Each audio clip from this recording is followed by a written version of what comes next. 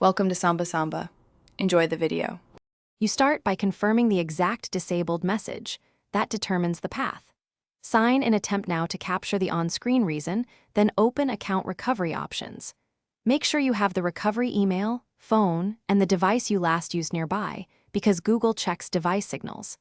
If the account is for an organization, gather admin contacts and any relevant business documentation.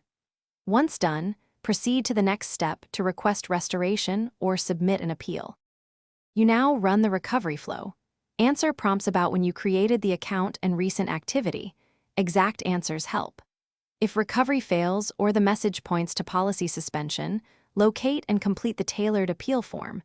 Write a concise, factual explanation of what happened and why the account should be restored. Attach requested ID or business paperwork only when asked, and compress files within size limits. Make sure to include timestamps or transaction ID. Once an appeal is submitted, monitor all inboxes and spam folders because Google replies may arrive there. Decisions can take several days to 2 weeks. If your appeal is denied, read the reason carefully, fix the policy or security problem, and submit a corrected appeal with evidence. If you manage an organization account, loop in your admin for faster resolution. If nothing works, you can recreate needed services with new credentials, but document everything in case you need to escalate later to support. Thanks for watching. Consider subscribing if we helped you.